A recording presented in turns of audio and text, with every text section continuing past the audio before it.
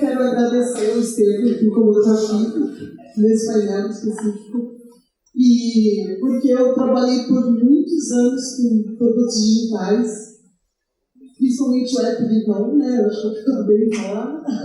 E aí chegava um determinado momento que a gente precisava aumentar o market share, e nunca era o market share para outros perfis. Né? Era sempre para mudar um produto, fazer uma coisa assim. E aí a gente começou uma campanha internamente para poder atender, se tem mais, não sei se seria melhor dizer aqui. E acabou dando certo, a gente entrou letra maior e tal. E aí foi quando eu comecei a prestar atenção que os apps de plano de saúde também não são adequados. E aí comecei a falar em casa. Falei, tio, você consegue pegar no bolso? Não, eu não faço exame, eu não sei o quê, porque eu ligo lá e tudo no app. E eu, como uma pessoa digital, aquilo me frustra. Então, eu estou dando essa introdução porque eu estou muito feliz de conhecer a Beth Williams mesmo, assim, porque eu pesquisei muito sobre o assunto, dados, etc. E na nossa reunião, eu falei, você tem dados para levar? Porque vai ser muito legal. Então, obrigada mesmo, assim. Vocês todo mundo passa por isso.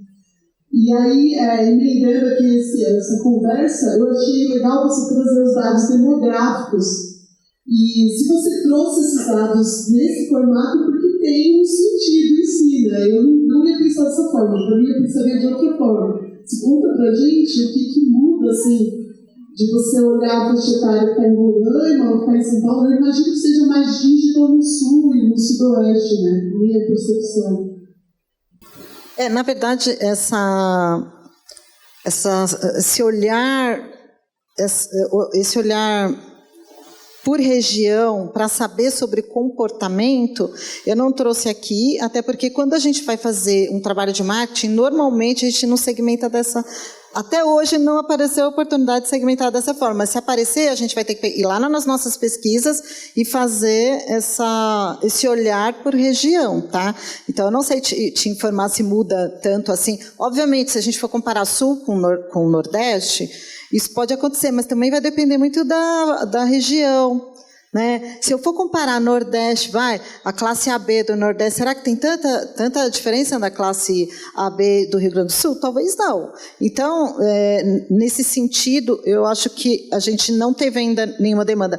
O que realmente é necessário, e a gente não tem visto as empresas fazerem, é olhar do ponto de vista das diferenças de faixa etária e das diferenças dos personas que eu apresentei aqui. Então, muitas empresas, principalmente startups e empresas que estão lançando produtos novos, ela olha assim de uma maneira muito geral. E agora você vai lançar um produto como, um device de tecnologia para uma pessoa de 90 anos, não é a mesma coisa para uma pessoa de 70, nem de 60 e de 50. E tem demanda para tudo. Tem demanda, dá para atender cada um desses perfis. Não precisa pensar na população em toda 50 a mais. Você pode segmentar e aí entender quais são essas demandas desse perfil e focar naquilo. Eu vou dar um exemplo.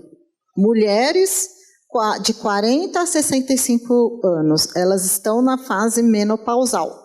Que antigamente a gente podia nem falar essa palavra, hoje eu falo tranquilamente, em qualquer lugar, não estou nem aí. Menopausa traz uma série de desafios para as mulheres que ninguém está atendendo no Brasil. Nos Estados Unidos já estão atendendo. E tem a ver com tecnologia. Porque a gente tem vários sintomas que precisam ser resolvidos e é um inferno na vida da mulher. Eu falo porque eu já estou também nessa fase. É o fogacho, que é aquela coisa quente, um calor enorme, então já tem pulseira detectando essa temperatura. E por que não tem isso aqui? Por que as empresas não estão preocupadas? Agora no SUS teve um projeto de lei que obriga o SUS a atender as mulheres na fase de menopausa. Semana passada, atender as mulheres na fase de menopausa e fazer tratamento, porque aí a gente fala dos sintomas, mas a gente tem os tratamentos também, que a gente não tem acesso. Agora eu te pergunto, o SUS está preparado? Não está. E o que a gente de tecnologia pode fazer? uma série de soluções para o SUS. Imagina o tamanho desse mercado, ou pensando no profissional que atende essas mulheres, né? Que ele pode atender pelo SUS ou particular. O quanto esse profissional vai precisar de ferramentas que tem tudo a ver com tecnologia para detectar sintomas, para oferecer tratamentos. Ou seja, citei só um perfil bem específico, desculpa, eu não respondi exatamente o que você perguntou, mas é só para a gente ver assim, o tamanho desse mercado. Você quer complementar, Luiz? A Beth falou um negócio do SUS é interessante, né? Tem hoje, o ano passado, eu fiz um trabalho de visitar 40 prefeituras no estado de São Paulo, de falar sobre o impacto do envelhecimento nessas cidades, né? A ideia era levar 100% dos profissionais de saúde, falar de cultura gerontológica, perfil dos idosos. Existe já empresas de tecnologia que estão fornecendo para prefeituras sistemas de monitoramento de crônicos na cidade para diminuir a demanda nas UBSs, nas unidades de serviço de saúde ali. Então, isso através de chatbot, através de WhatsApp, onde a pessoa ela entra através de um app, né, de um WhatsApp, e ela conversa via telemedicina. A pandemia nos trouxe essa possibilidade. Então, você tem uma demanda muito, muito menor hoje na porta do posto de saúde, aquela pessoa que pode ser atendida pelo próprio chatbot. Então, assim, já existe essa oportunidade acontecendo, mas são raras empresas que olham para isso ou que sabem chegar, na verdade, qual caminho fazer. Mas existe tecnologia para a gente fazer isso, seja por IA ou seja por outras frentes também. Se puder complementar nessa visão, o sonho de um produto digital é a parte de contato do Uber, por exemplo. Você não tem chat do Uber, você tem opções para resolver esse problema é resolvido.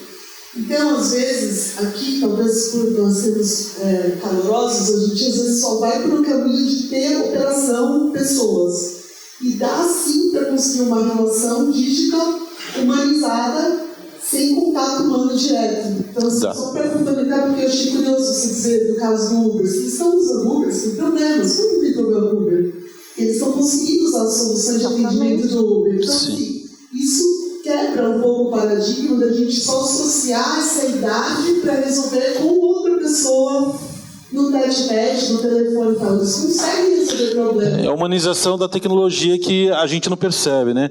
Teve um estudo da Clínica Mayo, super recente, um estudo indexado, uma revista científica, que pegaram idosos, 1.500 idosos, para ser atendido via chatbot, onde esses idosos não sabiam que era via IA. E mais 1.500 idosos para ser atendido por médicos reais. Tá? E eles também não sabiam que eram médicos reais. E aí, na hora deles fazerem a avaliação dos NPS ali, por incrível que pareça, o chat foi mais humanizado na visão de quem foi atendido do que os médicos. Foi muito mais empático no atendimento. Então, assim, essa dúvida que a gente tem sobre humanização, a gente sabe que hoje a tecnologia a gente consegue não distinguir mais quando é uma coisa ou outra. E se a gente chega nesse nível, eu consigo ter um atendimento humanizado, que é o grande desafio que a gente tem de humanizar o atendimento também. Legal. Vou trazer um pouco para viagens, acho que indo para o final. Assim, né? Já pulando para o final. Pensando... eu vejo assim, quando eu converso muito com pessoas do setor de entretenimento, viagens, etc., eles falam dos desafios que é ter uma agência no Brasil e até assim, fecha o pacote, como vai ser o atendimento lá, se vai garantir mesmo, que tem uma série de processos no Brasil.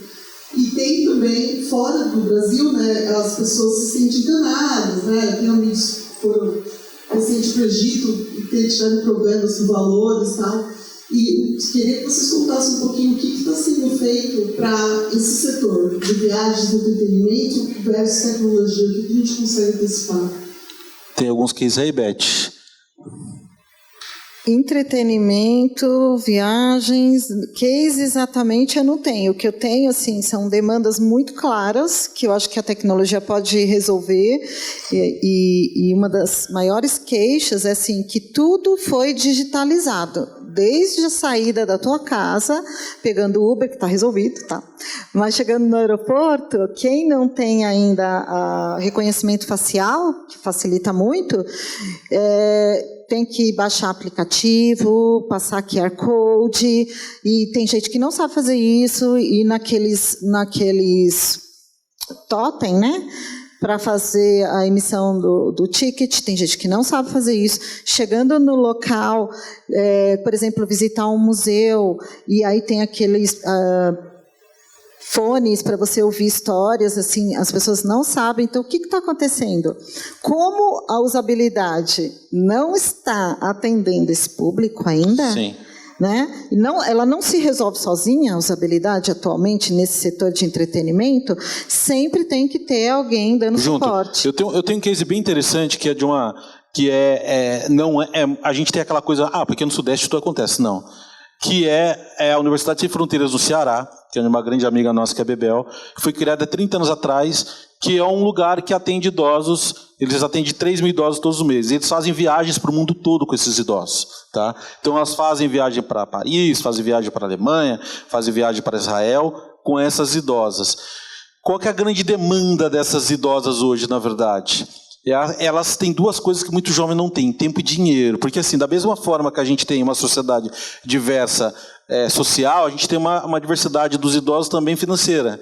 Tem muito idoso que tem grana e ele não tem nada para atender ele. Né? Então, aqui, ele quer fazer uma viagem para fora, mas não tem essa demanda. Né? Então, assim, a Universidade Sem Fronteiras hoje, eles fazem pelo menos 5 ou 6 viagens todos os anos para fora do Brasil, para atender essa demanda reprimida que ninguém consegue atender.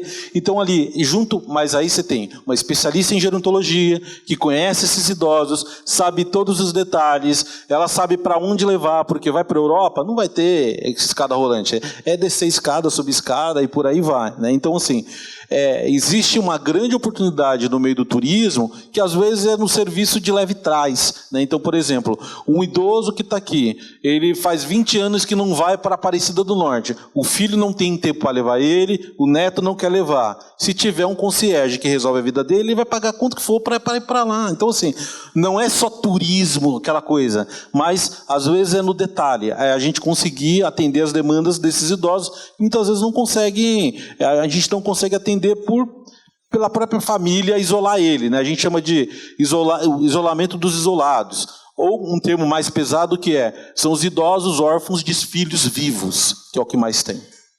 Tem algumas startups começando a desenvolver esse tipo de coisa. Tem uma no Rio Grande do Sul que está desenvolvendo esse tipo de viagem, assim, leve e traz, cria todo um estudo para esse pessoal, que é isso que você falou. Tem dinheiro, tem... Então juntam grupos de homens, mulheres, idosos que têm alguma coisa comum, levam capacetes estruturados, e assim a pessoa fica confortável, a família fica confortável. Hoje tem residencial sênior hoje que a gente tem clube de vinho, gente, é isso, tá? O Einstein, o residencial, tem clube de vinho, tem um residencial em Brasília que tem clube de vinhos hoje para os idosos. Então, assim, a gente não está lidando mais com aquele perfil tão comunzão, onde acamado, coitadinho. Então, assim, tudo isso faz parte do turismo, tudo isso faz parte aí do entretenimento. E se a gente for pensar, quando ele chega no destino, né, e encontra hotéis e pousadas ainda não preparadas para atender esse público. Tem até num desses que eu indiquei para vocês, chama Abuelos. É uma série muito engraçada, muito legal, que tem um episódio que eles chegam num resort lá na Espanha, os dois amigos, e a menina começa a falar: ai, queridinho, me dá seu bracinho, como é que você vai passar seu tempinho? Tá igual um débil mental, né? Ele olha para um, olha para o outro e fala assim: o que é isso? Ela acha que nós somos débil mentais? Não é possível. Ou será que ela é débil mental? Porque, assim, existe essa... infantilização do idoso. Essa diminuição. Além disso, lugares que não estão preparados ainda para atender, né? Esse negócio de preparado é uma coisa interessante. Porque o que é preparado para o idoso, por exemplo, andar, subir na escada e tal, isso é preparado para uma mulher grávida, é preparado para uma pessoa que tem um problema físico qualquer, para uma mulher que leva muita mala. Então, assim, é um negócio meio maluco. Então a gente vê, tem alguns prédios onde tem uma escada toda branca, maravilhosa, faz uma curva assim, não tem corrimão. Puta, que não serve para ninguém. Né? Não serve para ninguém, mas ganha prêmio de arquitetura. E é um negócio meio maluco. Então, assim, o que serve para o sênior serve para uma grande parte da população. Quando as empresas virem isso, começarem a ver isso, e não focar, isso é para velho, isso é para jovem, isso é... Eu sempre falo que coisa velha a gente joga fora, né? Sim. Porque não fica guardado em casa. Então, isso é um ponto que falta as empresas entenderem um pouco isso. Então, é interessante isso, até que o Mauro falou. Né, eu dou um exemplo, eu estou num negócio que é zero sexo, tá? Que é fralda geriátrica. Mas só para vocês terem uma ideia, a gente fatura por mês hoje em torno de 70 milhões de reais com fralda geriátrica. É um negócio que ninguém sabe que existe, quase 1 bi ano. Então, assim, cara, a gente é nada perto desse negócio, perto desse núcleo aí. Então, assim, existe negócio de tecnologia hoje que são muito importantes se a gente olhar, por exemplo, a Alexa, que é um vídeo engraçadinho e tal. A melhor amiga da minha mãe, que mora sozinha, minha mãe tem 70 anos, é a Alexa. Minha mãe briga com a Alexa o dia inteiro. Pede temperatura, ela fica comparando a temperatura lá de Ourinhos, que é a cidade dela, com Campos do Jordão. É o alarme de remédio dela diário. Se não tiver internet, acabar a energia, ela deixa queimar o feijão, porque o alarme dela de cozinhar é a Alexa. Então, assim, o quanto que a gente criar ferramentas e dispositivos de tecnologia para ajudar eles, a gente vai conseguir criar um novo negócio, né? Então, acho que isso é importante a gente pensar também. Cris? Não, só a fralda geriátrica na farmácia, por vergonha, fica embaixo, escondida. E de bebê fica tudo em cima, colorida, não fica assim?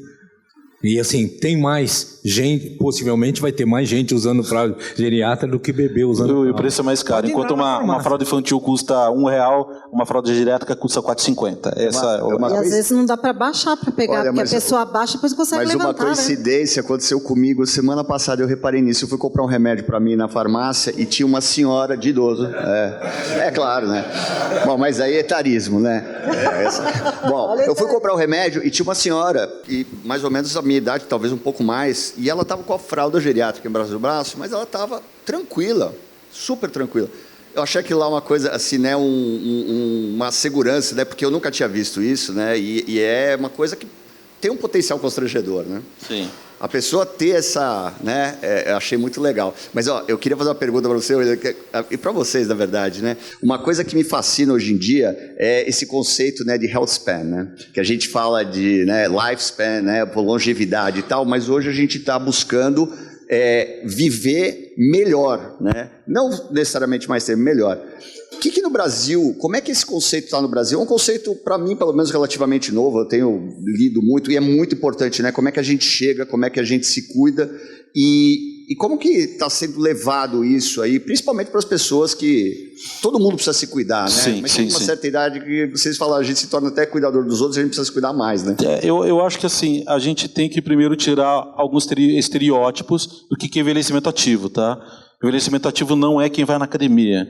Envelhecimento ativo é o idoso que ele tem ali a possibilidade de levar, às vezes, o neto para a escola, dele poder ir sozinho e fazer suas compras, dele ter a sua autonomia, né? Eu vou ensinar vocês a matar um idoso. Se querem matar um idoso, tira a autonomia dele.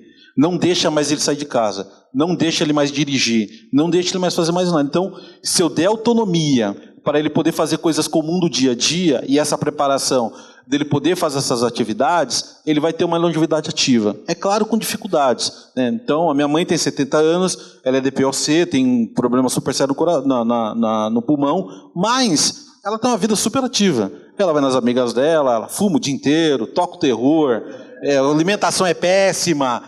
É a desgraça, se eu for pensar no ponto de vista. Mas ela tem um envelhecimento ativo. Eu não posso dizer que ela não é ativa, né? Então, assim, o conceito de ativo é muito individual. E a gente não pode estereotipar que o idoso ativo é aquele que vai na academia, aquele idoso que está fazendo esporte, que está correndo, que está fazendo maratona, que está fazendo... Não, né? Então, assim, qual que é o grande desafio que a gente tem que ter hoje? É a gente ter mais qualidade de vida aos anos que a gente ganhou, para a gente poder viver mais, melhor, né? Então, eu acho que esse é o caminho, né, Beth?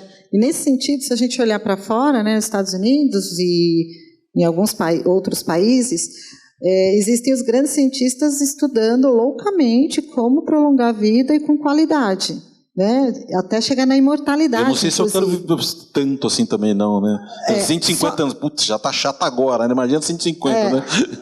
Só que quando você olha para o Brasil, aonde você vê o investimento é nessa questão da prevenção e do bem-estar.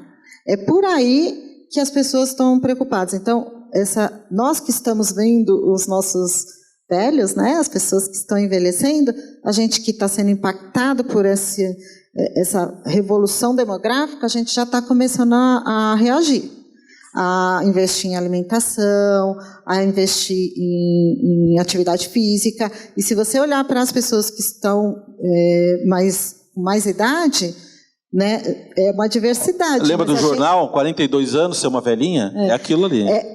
Considerando a diversidade, a gente vê a mãe do Will, mas se você olhar nas ruas de manhã, você vai ver muita gente caminhando, isso não acontecia antes. E nas academias, a gente chama de uma invasão dos idosos nas academias. Só que quando começou, isso há 5 anos atrás, mais ou menos, as pessoas não sabiam o que fazer. Não sabia como atender essas pessoas. Hoje não, já tem especialistas para musculação, acompanhamento e não sei o quê. Então, vai muito mais na linha de prevenção e qualidade de vida, né, olhando para o futuro. E a gente sempre acha que o velho é o outro. Então, quem está na rua caminhando 60, 70, 80, está chamando o de 90 de velho, não ele.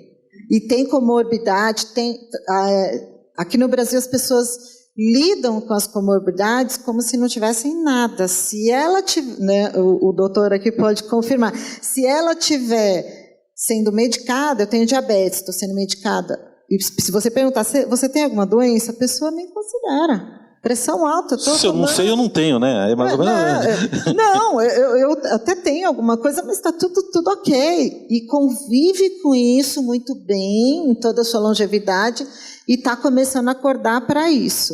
Mas tem uma pesquisa que diz o seguinte: se os nossos pais viveram bem e pensaram na qualidade de vida, quem chegou agora... perdeu.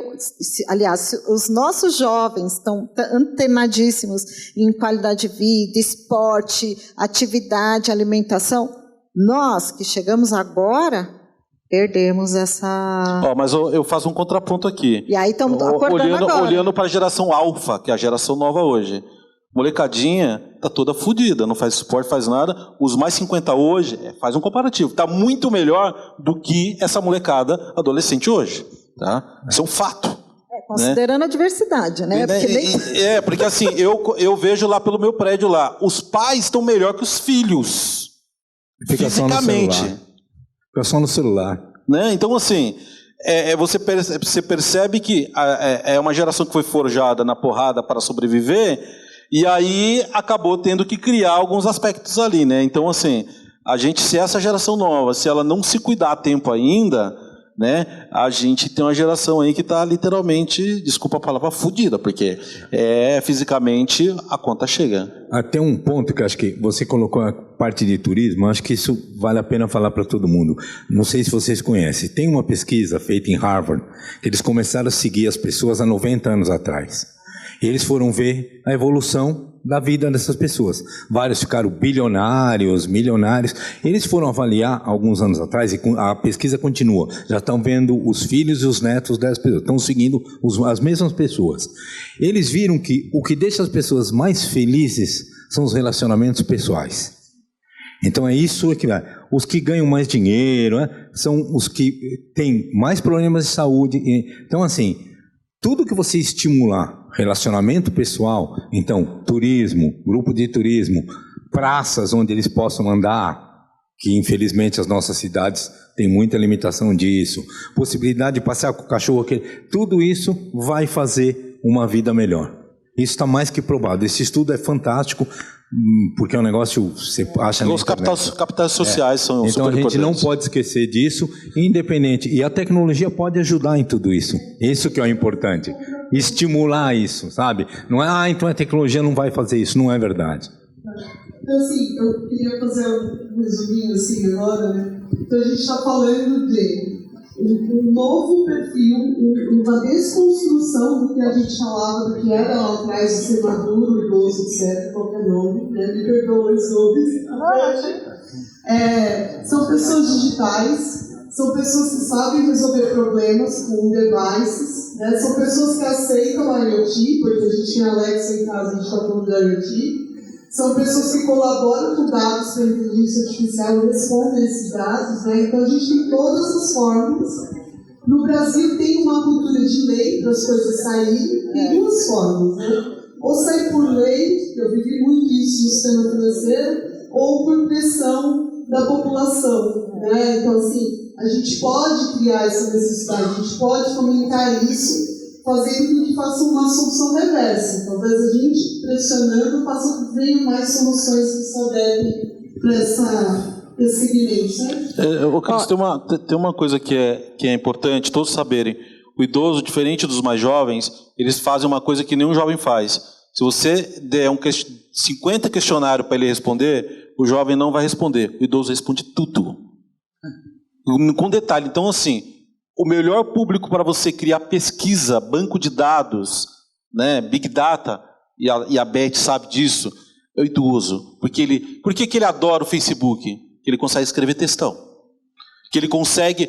olha os comentários. Não são comentários de 144 caracteres do Twitter. Não é assim. Will, pegar o seu gancho, por isso que é importante, de novo, a gente estudar os perfis. A gente estava... Lembra que eu mostrei para vocês qual é a maior insatisfação do público 50+? Roupas e acessórios. Acreditem se quiser. Agora, imagina criar roupas inteligentes, IoT, onde você pode oferecer para aquela pessoa como que está o organismo dela, como que está a frequência cardíaca, como que está o controle da temperatura. E aí você acha que só idoso vai querer essa roupa? Proteção solar, enfim. Você acha que só idoso vai querer? Todo mundo vai querer essas roupas inteligentes. Mas se a gente pensar nas demandas dessa pessoa, desse público, a gente vai ser bem específico, vai ampliar essas features e vai atender toda a população. Então, assim, toda vez, cada pensamento, cada perfil, cada desejos e necessidades que a gente estuda, abre um universo. A gente até tem a nossa MV Lab. O Will é maluco, ele já criou um monte de aplicativos para ajudar os profissionais a atender esse público. Porque se a gente for pensar em aplicativo para atender todos os idosos, aí que abre mais um... A gente se perde, né, Will? A gente tem que se controlar para não se perder. Uma colocação, eu queria só ouvir a opinião de vocês, acho que vai ser a última, né, porque o tempo já foi. Já vai. Tem uma colocação que é feito o seguinte, que no passado, nós tomávamos medicamento porque nós tínhamos medo de morrer. Então, a gente tinha que tomar medicamento, tinha que seguir regra, e o remédio era a grande salvação. E hoje nós tomamos medicamentos para ficar vivo. Nós queremos viver mais e melhor, ok? Só que junto com tudo isso, acho que aproveitando aquele mapa que você fez de oportunidades, começa a surgir que não é mais somente o médico responsável pela saúde, né? Mas nós temos vários outros profissionais da saúde cuidando da saúde. Então nós temos oportunidades, por exemplo, no campo de yoga, no campo de meditação, no campo de massagem, no campo de fisioterapia. Quer dizer, então o mundo dos idosos ele abre, porque como todo mundo quer viver mais e bem, serve tudo isso como oportunidades de negócio. Sim. É isso, né? Eu separo em duas partes. Olhando para a oportunidade de negócio, está sendo bem pragmático. O que é a oportunidade que eu tenho para o público sênior, para o idoso, para essa pessoa, criação de produtos para ele, e para quem atende ele. A gente separa em duas.